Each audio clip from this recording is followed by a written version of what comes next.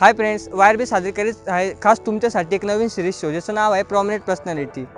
असे एक prominent person आम्ही आपल्यासमोर घेऊन येत आहे ज्यांनी फक्त रुग्णसेवा अर्थातच काम काम काम आणि सतत काम या नावाचा 50 वर्ष जप करणारे, एवढंच नव्हे तर नाशिक भूषण पुरस्कार, धन्वंतरी पुरस्कार, शिष्यवृत्ती पुरस्कार हे सर्व पुरस्कार प्राप्त असलेले नाशिकचे नामवंत डॉक्टर श्री विजय काकतकर सर. चला तर मित्रांनो, भेटूया विजय काकतकर या सरांना. मला एवढी कीर्ती लाभलेल्या सफल आयुष्याचा मापदंड मानला जाणारा, तसेच एवढेच नव्हे तर नाशिक भूषण, शिष्यवृत्ती पुरस्कार, सूर्यदत्त पुरस्कार, बिझनेस पुरस्कार व आयकॉन पुरस्कार असे अनेक पुरस्कार मिळालेले नाशिकचे नामवंत डॉक्टर विजय रामकृष्ण काकतकर सर आपल्यासोबत आहेत. सर नमस्कार, मी सागर कोथळकर, नमस्कार. यंग रिसर्च ब्रिगेडतर्फे तुमचं हार्दिक स्वागत करतो. नमस्कार. माझा पहिला क्वेश्चन असा आहे की आम्ही सगळे जाणतो की तुम्ही समाजासाठी, लोकसेवेसाठी काम करता आहात, पण आज आम्हाला हे जाणून घ्यायचं आहे की कशा प्रकारे तुम्ही इतकं उत्कृष्ट काम करता आहात आणि तुम्हाला ही प्रेरणा कुठून मिळाली? मेडिकल व्यवसाय हा अतिशय नोबल प्रोफेशन म्हणून अनेक वर्षांपासून आपल्या समाजाला माहिती आहे आणि मला स्वतःला या व्यवसायाची लहानपणापासून खूप आवड होती. त्याच्यामुळे माझ्या समोर वेगवेगळे करिअर ऑप्शन्स ओपन असताना सुद्धा मी मेडिकलला जाण्याचा निर्णय घेतला आणि मेडिकलला गेल्यानंतर माझ्या आवडीचं जे क्षेत्र ऑर्थोपेडिक्स किंवा अस्थि रोग शास्त्र ज्याला म्हणतो आपण, तर त्याची मला मेडिकल कॉलेजला गेल्यापासून आवड होती, तर ती ब्रांच मी निवडली. आणि एकदा आपल्या आवडीची एखादी जर गोष्ट तुम्हाला मिळाली आणि त्याच्यामध्ये जर काम करण्याची संधी मिळाली, तर तुम्ही निश्चित खूप चांगल्या प्रकारे त्या क्षेत्रामध्ये पुढे जाऊ शकता आणि काम करू शकता. अशा प्रकारे या अनेक वर्षांपासून मी या क्षेत्रामध्ये आनंदाने काम करतो आहे. Thank you sir. सर, आपल्या आयुष्यात असे काही व्यक्तिमत्व असतात की त्यांचा आपल्यावर खूप प्रभाव असतो, आपण त्यांच्याकडनं खूप काही शिकत असतो सर. तर तुमच्या आयुष्यातल्या अशा प्रभावी व्यक्तिमत्वाबद्दल आम्हाला काय सांगा? असं एक व्यक्तिमत्व म्हणता येणार नाही. मला असं वाटतं की अशा 2-4 व्यक्ती असतात की जे तुमचं आयुष्य घडवतात. तर त्याच्यामधले पहिले म्हणजे आपले आईवडील. तर माझ्या बाबतीतही मला वाटतं ती गोष्ट तेवढी प्रकर्षाने मी सांगेन की आईवडिलांनी जे संस्कार माझ्यावरती केले, त्याच्यामुळे आपल्या आयुष्यातली काही मूल्य जे असतात, व्हॅल्यूज ज्याला म्हणतो आपण, तर ती तुमच्यामध्ये आपोआप पेरली जातात आणि तुम्ही तुमच्या आयुष्याची वाटचाल त्या मूल्यांच्या आधारे तुम्ही करता. हे पहिले संस्कार झाल्यानंतर पुढचे जे संस्कार असतात ते तुमच्या शिक्षकांचे असतात आणि त्याच्यामध्ये शाळेपासूनचे माझे काही शिक्षक आणि त्याच्यानंतर मेडिकल कॉलेज आणि ऑर्थोपेडिक क्षेत्र निवडल्यानंतरचे माझे 2 गुरु म्हणजे पुण्याचे डॉक्टर संचेती आणि मुंबईचे डॉक्टर अरविंद बावडेकर, या 2 शिक्षकांनी माझ्या आयुष्याची जडणघडण करण्यामध्ये खूप मोठा हातभार लावलेला आहे आणि त्या दोघांचाही मी कायम ऋणी राहीन. Thank you sir. सर, तुम्ही तुमच्या क्षेत्रात काम करताना समाधानी आहात का? का अजून काही करण्याची नवीन काही करण्याची उमेद आहे? माझ्या स्वतःच्या कार्यक्षेत्रात काम करताना मी अतिशय पूर्णपणे समाधानी आहे. मी नाशिकमध्ये जेव्हा 43 वर्षापूर्वी आलो आणि माझी ऑर्थोपेडिक सर्जन म्हणून प्रॅक्टिस सुरू केली, त्यावेळचं असलेलं ऑर्थोपेडिक्स ज्ञान, त्यावेळच्या असणाऱ्या नाशिकमध्ये उपलब्ध असणाऱ्या सोयी ऑर्थोपेडिक्स प्रॅक्टिस करता, या दोन्हींच्या मध्ये गेल्या 43 वर्षामध्ये जमीन आसमानाचा फरक झालाय आणि अनेक नवीन नवीन गोष्टी ज्ञात झाल्या की ज्या त्यावेळेला जेव्हा मी नवीन पास आउट होऊन आलो त्यावेळेला माहिती नव्हत्या. त्या नवीन नवीन गोष्टी शिकत जाऊन त्या आपल्या पेशंट्स पर्यंत वापरण्याची जी संधी मला मिळाली, त्याच्यामुळे ह्या माझ्या 43 वर्षाच्या या ऑर्थोपेडिक सर्जन म्हणून आलेल्या आयुष्यामध्ये मी अत्यंत समाधानी. Thank you sir. सर, तुम्ही या वयात पण इतके कणखर, फिट अँड फाईन आहेत. इतकं हेक्टिक शेड्यूल मॅनेज करणं it's not a joke sir. तर ही पॉवर तुम्हाला कुठून भेटते आणि तुमचा पॉवर बूस्टरचा मंत्र आमच्यासारख्या यूथला काय सांगा सर?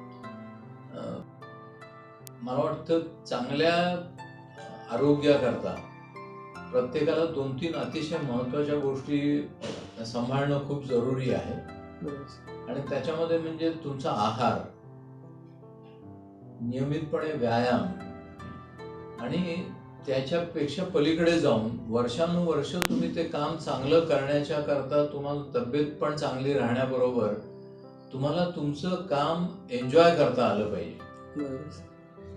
ज्या क्षणी तुमचं काम हे तुम्हाला बर्डन वाटायला लागतं त्यावेळेला तुम्ही ते काम एफिशियंटली करू शकत नाही, तुमची कार्यक्षमता कमी होते.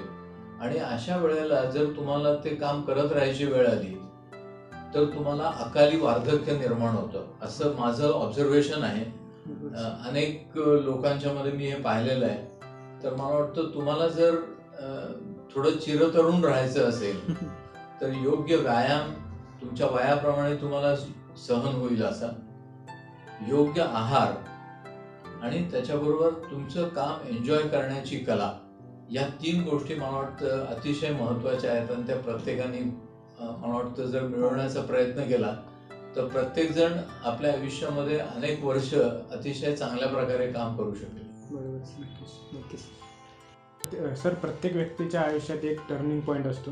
तुमच्या आलाच असेल. तर तुमच्या आयुष्यातल्या टर्निंग पॉईंटच्या वेळेस तुमच्यासोबत खंबीरपणे उभे राहणारे तुमचे सहाय्यक किंवा शिक्षक कोण? मी पुण्याहून बीजे मेडिकल कॉलेज आणि ससूनमधून MBBS आणि MS झालो. आणि MS झाल्यानंतर पुढं काय करायचं असा प्रश्न डोळ्यासमोर होता. अशी इच्छा होती की पुढं काहीतरी शिकावं, पण पुढं जाऊन शिकण्याकरता नेमके काय आपल्याला ॲव्हेन्यूज ओपन आहेत याची काही कल्पना नव्हती. मुंबईमध्ये त्यावेळेला पुण्याच्या पेक्षा खूप पुढच्या लेव्हलचं शिक्षण मिळायचं, पण मुंबईत जायला आणि तिथे कुठे आपल्याला संधी मिळायला मुंबईमध्ये माझे काही कॉन्टॅक्ट नव्हते.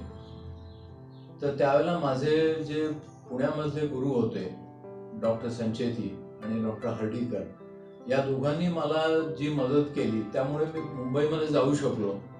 आणि मुंबईत जाऊन डॉक्टर बावडेकरांच्याकडे काम करायला KEM सारख्या हॉस्पिटलमध्ये मिळणं हा माझ्या दृष्टीने जीवनाचा टर्निंग पॉईंट होता. तिथे गेल्यानंतर माझा ऑर्थोपेडिक्सकडे बघण्याचा, पुढच्या करिअरकडे बघण्याचा आणि माणूस म्हणून जगण्याचा, या 3ही गोष्टी माझ्या पूर्णपणे बदलल्या. I think that was the turning point of my life. Sir, तुमच्या कार्यक्षेत्रात विविध बदल होत असतात, तर तुम्ही ते बदल स्वीकारताना कोणकोणत्या आव्हानांना सामोरे जातात?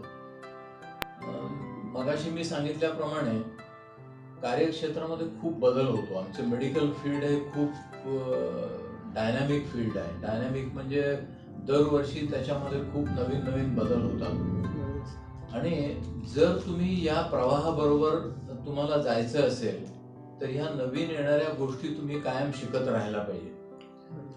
तर आजही 43 वर्षाच्या प्रॅक्टिस नंतर मी आजही वेगवेगळ्या भारतामधल्या आणि परदेशातल्या कॉन्फरन्सेसमध्ये जाऊन नवीन नवीन गोष्टी अजूनही शिकतो. आणि त्या शिकलेल्या गोष्टी प्रॅक्टिसमध्ये अंमलात आणण्याच्या दृष्टीने जे काही नवीन इक्विपमेंट लागेल ते आणून ते प्रत्यक्षामध्ये आणण्याचा प्रयत्न करतो. आणि त्याच्यामुळे ह्या क्षेत्रामध्ये पुढे जाण्याच्या करता मला कायम उत्साह आणि शक्ती दोन्ही मिळत जाते. सर, तुमच्या काळातले डॉक्टर आणि आत्ताच्या याच्यातले डॉक्टर यांच्यात तुम्हाला काही फरक जाणवतो का? आणि जाणवत असेल तर तो कोणता?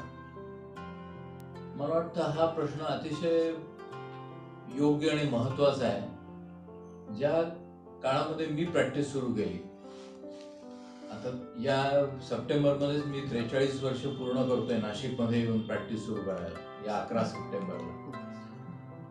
तर त्यावेळेला डॉक्टरांच्याकडे बघण्याचा समाजाचा दृष्टिकोन हा पूर्णपणे वेगळा होता. डॉक्टरांचा व्यवसायाकडे बघण्याचा दृष्टिकोनही खूप वेगळा होता. म्हणजे मी त्यावेळेला आणि आजही माझ्या प्रॅक्टिसकडे व्यवसाय म्हणून बघतो, एक नोबल प्रोफेशन म्हणून बघतो. दुर्दैवाने गेल्या 40 वर्षामध्ये सर्व क्षेत्रामध्ये मला वाटतं लोकांची विचार करण्याची पद्धत खूप बदलत गेली. म्हणजे तिथे सरकारने पण डॉक्टरांना आणि पेशंटना ग्राहक आणि सप्लाय, तुमच्या सर्व्हिसेस सप्लाय करणारा एक एजन्सी असं गव्हर्नमेंटनी ठरवून दिल्यामुळे पेशंटचा डॉक्टरांकडे बघण्याचा आणि डॉक्टरांचा पेशंटकडे आणि व्यवसायाकडे बघण्याचा दोघांचाही दृष्टिकोन गेल्या काही वर्षात बदलत चाललाय. डॉक्टरही त्याच्याकडे हळूहळू बिझनेस म्हणून बघायला लागले. पेशंटही डॉक्टर बिझनेस करतोय असं म्हणून त्या दृष्टीने त्यांच्याकडे बघायला लागले. आणि गव्हर्नमेंट आणि कायदा हे पण या दोघांच्याकडे ग्राहक आणि त्यांना सप्लाय करणारी एक व्यक्ती, काही सर्व्हिसेस देणारी एक व्यक्ती, अशा पद्धतीने सर्वच लोकांचा एकमेकांकडे बघण्याचा दृष्टिकोन बदललाय, जी गोष्ट या व्यवसायाला मारक आहे. आणि मला असं वाटतं की समाजाने आणि डॉक्टरांनी गव्हर्नमेंटला पण सांगून या तिघांचाही दृष्टिकोन बदलणं हे या व्यवसायाच्या पुढे वाढीच्या दृष्टीने खूप महत्वाचं आहे. हे माझं अर्थात व्यक्तिगत मत आहे, पण ते खूप महत्वाचं आहे असं मला वाटतं. थँक्यू. Thank you sir. प्रत्येक यशस्वी व्यक्तीच्या मागे त्यांचा गुरु किंवा त्यांचा आयडॉल असतो. सर, तसा तुमचा गुरु किंवा आयडॉल कोण, किंवा त्यांच्याबद्दल आम्हाला काय सांगायला आवडेल? मी आता सांगितले की 2 गुरु, डॉक्टर संचेती पुण्याचे, की जे आज वयाच्या 85-86 वर्ष झाले तरी सुद्धा दिवसातून 12, 14, 16 तास काम करतात आणि अजूनही नवीन गोष्टी शिकतात. ते माझ्या दृष्टीने एक रोल मॉडेल म्हणून मी माझ्या डोळ्यासमोर ठेवलेलं आहे. आणि माझे मुंबईचे गुरु डॉक्टर बावडेकर जे होते, दुर्दैवाने आज ते नाही आहेत, पण तुम्ही कायम अपडेटेड राहा हा जो एक महत्वाचा मंत्र आमच्या व्यवसायामध्ये खूप आवश्यक आहे. की नवीन नवीन जसे बदल होतील ते तुम्ही शिकत राहा आणि ते तुमच्या प्रॅक्टिसमध्ये ऍक्च्युअली तुम्ही प्रत्यक्षात वापर करा. हा अतिशय महत्वाचा गुरुमंत्र डॉक्टर बावडेकरांनी मला दिला.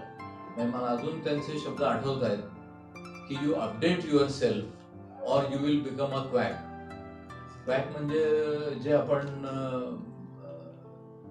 वैदू किंवा अशा प्रकारचे लोक म्हणतो की ज्यांना काही क्वालिफिकेशन नाही. तर जर तुम्ही अपडेट केलं नाही तुमचं ज्ञान, तर काही वर्षांनी त्या माणसामध्ये आणि तुमच्यामध्ये काही फरक राहणार नाही. असं एक अतिशय महत्वाचं वाक्य मी जेव्हा प्रॅक्टिस सुरू केली तेव्हा त्यांनी मला सांगितलं होतं. गेल्या 22 वर्षापासून माझ्या हॉस्पिटलमध्ये पोस्ट ग्रॅज्युएट टीचिंग इन्स्टिट्यूट आहे आणि आतापर्यंत जवळजवळ 85 ते 90 ऑर्थोपेडिक सर्जन माझ्या हाताखालून ट्रेन होऊन समाजामध्ये वेगवेगळ्या ठिकाणी प्रॅक्टिस करतायत. नाशिक सारख्या शहरात सुद्धा आज माझे 5 विद्यार्थी माझ्या बरोबरीने खांद्याला खांदा लावून प्रॅक्टिस करतायत. त्यांचे स्वतःचे हॉस्पिटल्स आहेत आज. तर या सगळ्या माझ्या विद्यार्थ्यांना देखील मी हाच गुरुमंत्र नेहमी देतो की जो माझ्या गुरुंनी मला दिला, की अपडेट युअर सेल्फ, नवीन गोष्टी कायम शिकत राहा आणि त्या तुमच्या पेशंटच्या करता वापरा, तरच तुम्हाला पुढे जाता येईल. बरोबर.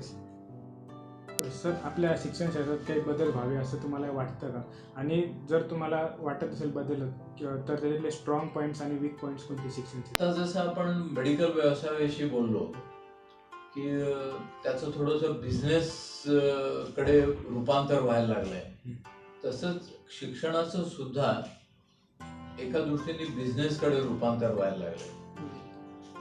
मुलांना शाळा कॉलेजमध्ये जाण्यापेक्षा क्लासेसमध्ये खूप हेवी फी घेऊन शिक्षण घेणं हे जास्त आवडायला लागलंय. त्यांच्या पालकांनाही त्याच पद्धतीची शिक्षण पद्धती आवडायला लागली आहे. आणि त्यामुळे आमच्या वेळेला जी गुरुकुल सिस्टीम होती की गुरु आणि शिष्य हे जे नातं होतं ते आता हळूहळू जात चालले. ही गोष्ट आत्ताच्या शिक्षण पद्धतीच्या दृष्टीने निश्चित वाईट आहे असं मला वाटतं. पण ऍट द सेम टाइम शिक्षणाचे खूप नवीन ॲव्हेन्यूज, खूप नवीन ब्रांचेस आता ओपन झाले आहेत. ज्या वेळेला मी MBBS ला गेलो त्यावेळेला जर आमच्या वेळेला FY-BSc होतं, म्हणजे फर्स्ट इयर आणि सेकंड इयर 2 कॉलेजची केल्यानंतर आमच्या पुढे 2च चॉईस होते की तुम्हाला चांगले मार्क असतील तर आयदर इंजिनिअरिंगला जा किंवा मेडिकलला जा. त्याच्या पलीकडे दुसरं क्षेत्र आमच्या दृष्टीने काहीच ओपन नव्हतं. नाहीतर मग BSc करा आणि कुठेतरी शिक्षकाची नोकरी करा. एवढे 3च मार्ग आमच्या समोर त्यावेळेला ओपन असायचे. परंतु आता मात्र अगदी शाळा संपाच्या वेळापासून तुम्हाला इतकी विविध क्षेत्र ओपन झाली आहेत शिक्षणाची, तो माझ्या दृष्टीने खूप मोठा आणि चांगला बदल शिक्षणाच्या क्षेत्रामध्ये झालेला आहे. आणि बऱ्याच वेळेला एखादी गोष्ट आवडत नसताना सुद्धा मुलांना त्या ब्रांचमध्ये जाणं कंपल्सरीली जावं लागायचं, आयदर शिक्षकांच्या किंवा पालकांच्या दबावामुळे. तसं आता राहिलं नाहीये. आता फॉर एक्झाम्पल तुम्ही मुलं आहात, तुम्हाला या वेगळ्या क्षेत्राची आवड आहे, तर तुम्ही हे तुमचं क्षेत्र निवडून त्याच्यामध्ये तुम्ही पाहिजे तेवढी प्रगती करू शकता. आणि आता प्रत्येक क्षेत्रामध्ये I think sky is the limit. इतके तुम्हाला ऑपॉर्च्युनिटीज आणि इतके चांगल्या प्रकारचे सोयी उपलब्ध झाल्या आहेत की तुमच्या आवडीच्या क्षेत्रात तुम्ही गेलात तर तुम्ही पाहिजे तितकं पुढे जाऊ शकाल, अशी आज शिक्षणाची परिस्थिती आहे. तर मला वाटतं हा अतिशय खूप चांगला मोठा बदल आपल्या शिक्षण पद्धतीमध्ये गेल्या काही वर्षामध्ये झाला आणि तो मला वाटतं डेफिनेटली प्रत्येकाने स्वागत करावा असाच आहे. थँक्यू. सर, तुम्ही तुमच्या बिझी शेड्यूलमधून स्वतःसाठी वेळ काढतात का? आणि तुम्ही त्या वेळेत काय करता सर, म्हणजे एखादा छंद वगैरे? मला वाटतं प्रत्येक माणसाने किती बिझी असला तरी स्वतःच्या करता वेळ काढणं, तुमच्या कुटुंबाकरता वेळ काढणं हे अतिशय महत्त्वाचं आहे. माझ्या दिनचर्येमध्ये मला बऱ्याच वेळेला दिवसातनं 16-18 तास काम करावं लागतं आणि बऱ्याच वेळेला माझ्या स्वतःच्या आवडींकरता मला वेळ मिळत नसेल. पण ही गोष्ट मला जाणवल्यामुळे गेल्या 25 वर्षापासून मी शनिवार रविवार माझी OPDची प्रॅक्टिस बंद केली, की ज्यामुळे ॲटलिस्ट आठवड्यातला एक दिवस मला माझ्या स्वतः करता, माझ्या फॅमिली करता, मला आवडणाऱ्या गोष्टींच्या करता मी देऊ शकतो. त्याच्याच बरोबर तुम्हाला जे वेगवेगळे छंद असतात, आता मला गाण्याची आवड आहे, क्लासिकल म्युझिकची आवड आहे, फोटोग्राफीची आवड आहे, प्रवास करण्याची आणि जगातल्या खूप गोष्टी बघण्याची आणि त्याची माहिती करून घेण्याची आवड आहे. तर ह्या गोष्टी प्रत्यक्ष प्रॅक्टिसच्या काळामध्ये होणं शक्य नाही हे लक्षात आल्यामुळे 1990 सालपासून म्हणजे पहिले 77 ते 90 या काळामध्ये मी जवळ 13-14 वर्ष फारसा कुठे बाहेर पडलो नाही. पण एकदा थोडी स्थिरस्थावरता व्यवसायामध्ये आल्यानंतर माझ्या असं लक्षात आलं की ह्या आपल्या गोष्टींच्याकडे जर आपण लक्ष दिलं नाही तर आपण कुठेतरी गुदमारणार आहोत. आणि त्याच्यामुळे 90 सालापासून मी दरवर्षी 2 सुट्ट्या घेतो. त्या 2 ते 3 आठवड्यापासून कधी कधी 1 महिना, सव्वा महिना इतक्याही मोठ्या असतात. त्या काळामध्ये मी प्रवास करतो. आज जवळजवळ 2/3 जग मी पाहिलेलं आहे. आणि नुसतं जाऊन बघत नाही, मी त्या ठिकाणी जाऊन तिची माहिती घेतो, त्याची फोटोग्राफी करतो, त्याचं संकलन करून त्याची प्रेझेंटेशन्स करतो, ते ज्ञान इतरांच्या पर्यंत पोहोचवण्याचा प्रयत्न करतो. जेव्हा मी बाहेर जातो त्यावेळेला गाणी ऐकण्याचा मला जो आवड आहे त्याचा मी पुरेपूर उपभोग घेतो. जेव्हा केव्हा चांगले कार्यक्रम असतील तेव्हा ते शनिवार रविवारमध्ये असतील तर जाऊन जरूर ते ऐकण्याची मी संधी सोडत नाही. तर अशा प्रकारे ह्या आपल्या छंदांच्या करता देखील मी वेळ देतोय. आणि मला वाटतं हे जे काही मी ब्रेक घेतो हे माझ्या दृष्टीने रिचार्जिंग ऑफ माय बॅटरीज असं मी त्यांना समजतो. बरेच लोक 8 तासाच्या नंतर काम केले की थकतात. मी आजही, आता माझं वय ऑलमोस्ट 70 वर्षाचं आहे, तर मी आजही दिवसातनं 15-16 तास काम करू शकतो. पण त्याचं महत्त्वाचं रहस्य म्हणजे मला माझ्या व्यवसायाची आवड, मी माझं काम एन्जॉय करतो आणि माझ्या कामात सोडून ज्या माझ्या आवडी आहेत त्याच्याकरता मी वेळ देतो की ज्याच्यामुळे माझ्या बॅटरीज रिचार्ज होतात आणि त्यामुळे मी तेवढ्याच एफिशियंटली पुन्हा आल्यानंतर कामाला लागू शकतो आणि तितके पुन्हा इफिशियंटली काम करू शकतो. तर मला वाटतं ही एक प्रत्येकाने बघावी अशी एक गोष्ट आहे की तुम्ही तुमच्या छंदांकरता, तुमच्या आवडींकरता निश्चित काहीतरी वेळ दिला पाहिजे. मला वेगवेगळ्या प्रकारची पुस्तकं वाचायची आवड आहे, तेही मी या काळामध्ये जेव्हा जेव्हा मला वेळ मिळेल तेव्हा मी ती वाचतो आणि त्याच्यातूनही ज्ञान प्लस रिलॅक्सेशन अशा दोन्ही गोष्टी मला मिळतात. थँक्यू. सर, आता आमचा शेवटचा क्वेश्चन, तुम्ही आमच्या YRB परिवाराला कसं मार्गदर्शन कराल? मला असं वाटतं की तुम्ही लोक तुमचं काम जर एन्जॉय करत असाल तर ह्याच पद्धतीने तुमचं काम चालू ठेवा. ह्याच्यातली क्षितिजं खूप मोठी आहेत, त्याच्यामध्ये तुम्ही जास्तीत जास्त प्रगती करण्याचा प्रयत्न करा आणि ह्याच्याशिवाय तुमच्या ज्या आवडीज असतील त्याही जोपासण्याचा प्रयत्न करा. आणि हे सगळं करत असताना तुमच्या स्वतःच्याकडे आणि तुमच्या कुटुंबातल्या सदस्यांच्याकडे दुर्लक्ष करू नका, असा एक महत्त्वाचा मला वाटतं मी मेसेज तुम्हाला सगळ्यांना देईन. थँक्यू. ओके, नमस्कार.